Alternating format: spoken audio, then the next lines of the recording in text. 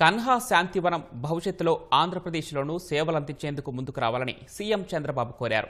హైదరాబాద్ శివారులోని కన్హా శాంతివనాన్ని సందర్శించిన ఆయన శ్రీరామచంద్ర మిషన్ అధ్యక్షుడు ధ్యాన గురువు కమలేష్ డి పటేల్ దాజీతో భేటీ అయ్యారు. హార్ట్ఫుల్నెస్ సంస్థ చేపడుతున్న పర్యావరణ హిత కార్యక్రమాలపై చర్చించారు. అనంతరం ప్రపంచంలోని అతిపెద్ద ధ్యాన కేంద్రంతో పాటు వెల్నెస్ సెంటర్, యోగా కేంద్రం, Heartfulness international school, Gopichand badminton academy, వృక్ష సంరక్షణ కేంద్రాన్ని దాజీతో కలిసి చంద్రబాబు సందర్శించారు. చంద్రబాబును దాజీ ఆశ్రమంలోని తన నివాసానికి తీసుకువెళ్లారు. కన్హా శాంతివనంలో సుస్థిరత కోసం చేస్తున్న ప్రయత్నాలు, భవిష్యత్తులో ఏపీలో సాధ్యమయ్యే సహకారాల గురించి ఇద్దరూ చర్చించుకున్నారు. హార్ట్ఫుల్నెస్ అందించే బ్రైటర్ మైండ్స్, హెల్ప్ వంటి కార్యక్రమాలను సీఎం ప్రశంసించారు.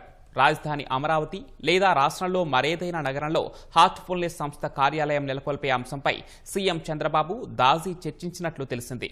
సువిశాల విస్తరణలో హార్ట్ఫుల్నెస్ సెంటర్ సేవలు, కార్యకలాపాలు నిర్వహించేలా సహకారం అందిస్తామని సీఎం తెలిపారు.